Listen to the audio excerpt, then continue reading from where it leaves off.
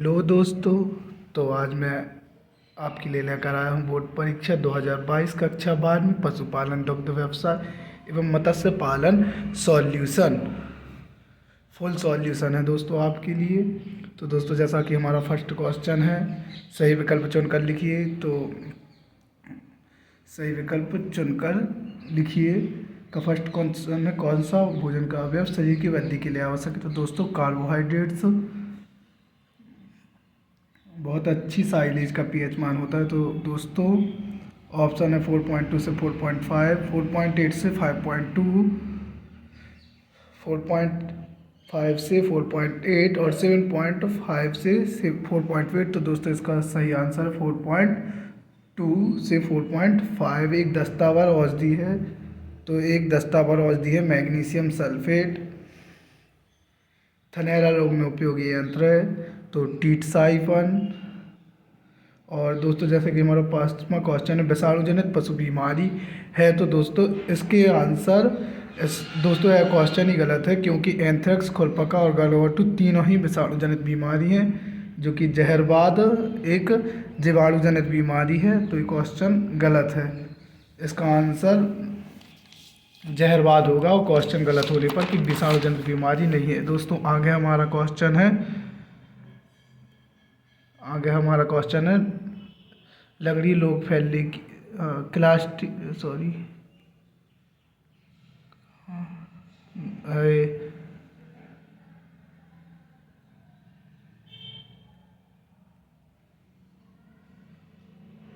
मैदानी भागों में पशु प्लेग रोग की मृत्यु दर है। तो मैदानी भागों में है 20 से 40% और पहाड़ी एवं विदेशी नस्लों के में है 80 से 100%। तो दोस्तों इसका सही आंसर है 20 से 40%।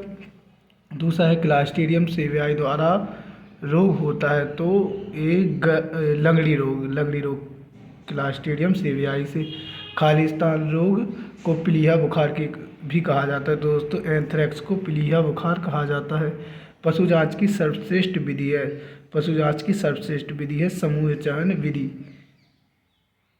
बीमार पशु का डेयरी पशु का शरीर खालिस्तान होता है। तो दोस्तों त्रिभुजाकार एक अच्छी उत्तम डेयरी गाय की प्रमुख विशेषता होती है उसका त्रिभुजाकार शरीर। ऊन उत्पादक बकरी की नस्ल है तो कश्मीरी। दोस्तों यहाँ अपन आए विदेशी बकरी। तो दोस्तों विदेशी बकरी है सानेन, दुधारू बकरी, जमुनापारी, किंडविद दुग्ध पदार्थ। तो दोस्तों किंडविद दुग्ध पदार्थ 1789 हो सकता है। पूर्व विस्तरण विधि इसका घी हो सकता है। और मीठा संघनित दुग्ध पदार्थ तो दोस्तों रबड़ी होता ही है। अब आगे क्वेश्चन है क्वेश्चन नंबर 4, एक शब्द में उत्तर दीजिए। क्वेश्चन नंबर 4, दृढ़ पनीर के 2 उदाहरण लिखिए। तो दोस्तों दृढ़ पनीर की 2 उदाहरण चेडर और स्विस। दुग्ध चूर्ण तैयार करने की विधि बेलन शुष्कन विधि और फार शुष्कन विधि। मीठे संघनित दूध में वसा प्रतिशत कितना होता है। तो वसा प्रतिशत 9.1 होता है। मीठे संघनित दूध में दुग्ध वसा की प्रतिशत मात्रा 9.1 होती है। और आदर्श मुर्गीशाला की सतह से कितनी ऊंचाई होती है। तो दोस्तों ये 3 फुट है। कुछ परीक्षा अध्ययन में दिया गया है 2 फुट। दोस्तों इसका प्रूफ ये रहा। मुर्गी घर धरातल से लगभग 3 फीट ऊंचा होना चाहिए। दोस्तों हमारा चौथा क्वेश्चन है, मुर्गी गहरी बिछावन प्रणाली में एक बाड़े में अधिकतम कितनी मुर्गियां रखी जाती है। तो दोस्तों 250। मुर्गी घर हमेशा सूखा रहना चाहिए, ये असत्य है, क्योंकि नमी भी रहनी चाहिए। और सेल व हड्डियों के बनाने के में कैल्शियम लाभदायक है। तो दोस्तों ये सत्य है। अंडे देने वाली मुर्गियों की में आहार में 40 से 50% प्रोटीन होना चाहिए। तो दोस्तों ये भी सत्य है। मुर्गी के लिए प्रोटीन का सर्वोत्तम स्रोत चोकर है। दोस्तों ये भी सत्य है। मुर्गी रानीखेत रोग की मृत्यु दर 10 से 30% होती है। दोस्तों ए असत्य है, मुर्गियों में कॉक्सीडियस नामक बीमारी प्रोटोजोआ द्वारा होती है, तो दोस्तों ये सत्य है। दोस्तों ये हमारा छठवां क्वेश्चन, स्वस्थ स्वस्थ गाय के शरीर का तापक्रम एवं नाड़ी गति लिखिए, तो दोस्तों ये रहा। गलघोटू रोग का उद्भवन काल, क्वेश्चन नंबर 7 में गलघोटू रोग का उद्भवन काल एवं मृत्यु दर देखिए, तो दोस्तों ये रही। गलघोटू रोग का उद्भवन काल 1 से 3 दिन तथा मृत्यु दर 80 से 94%। 8वां क्वेश्चन है, हाइपोथाइजेशन तकनीक के कोई दो लाभ लिखिए, तो दोस्तों इसका हमने अथवा किया। मछली पालन की दो समस्याएं, तो डीप मछली पालन की दो समस्याएं, डीप वाटर फिशिंग तकनीक की कमी, फसल पश्चात प्रबंधन जैसे प्रशीतन, समुचित भंडारण, तथा परिवहन का अभाव होना। प्रश्न क्रमांक 9, बकरी पालन के महत्व को दो बिंदुओं में लिखिए, तो बकरी पालन के महत्व के दो बिंदु निम्न हैं। नंबर 1, बकरियों से उत्तम किस्म का दूध। दोस्तों ऐसे ही एग्रीकल्चर सब्जेक्ट से जुड़े नए वीडियोस एवं सॉल्यूशन चाहने के लिए हमारे चैनल टेक्निकल धमाल को सब्सक्राइब, लाइक एंड शेयर करें। दोस्तों ये हमारा 10वां क्वेश्चन, मक्खन के दो उपयोग। दोस्तों ऐसा करने से वीडियो बहुत लंबी हो जाएगी, तो आप इसकी शॉट लेते जाइए।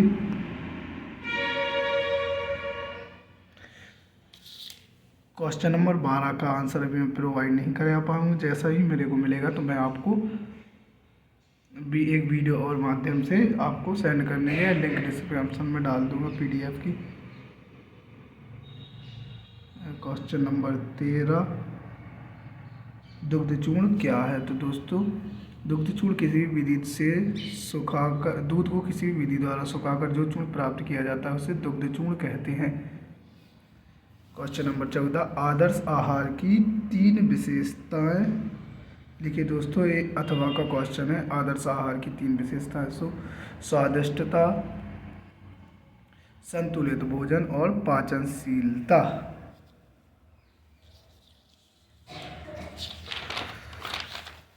दोस्तों क्वेश्चन नंबर 14, क्वेश्चन नंबर 15 है, साइलेज बनाने के कोई 3 लाभ लिखिए, तो दोस्तों ये रहे साइलेज बनाने के 3 लाभ, आप इसे स्क्रीनशॉट कर सकते हैं।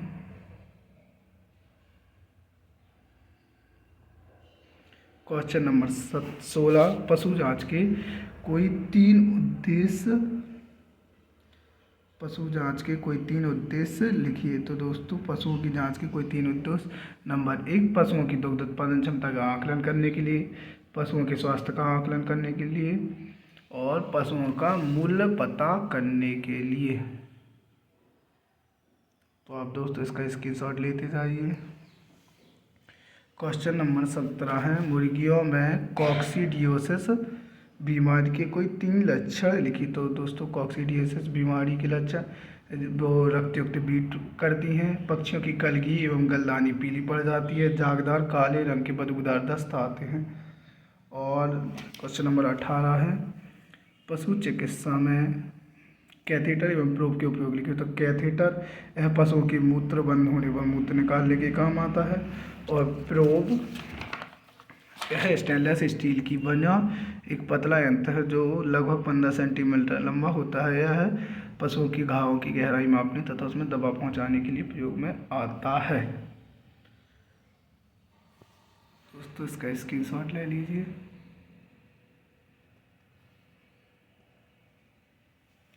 मुर्गी पालन, क्वेश्चन नंबर 19 है, मुर्गी पालन व्यवसाय की 5 सीमाएं या बाधाएं लिखिए, तो दोस्तों 5 सीमाएं या बाधाएं ये रही, आप स्क्रीनशॉट ले सकते हैं।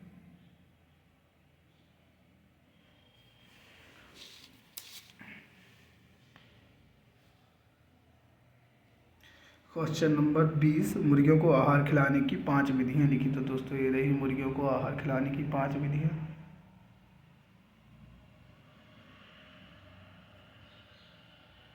आप वीडियो को पॉज करके स्क्रीनशॉट लेते चलिए। पहली है दलिया विधि, दूसरी केवल दाना विधि, दाना एवं दलिया विधि, मुर्गियों को इच्छानुसार खिलाना। दोस्तों आप इसका स्क्रीनशॉट ले सकते हैं।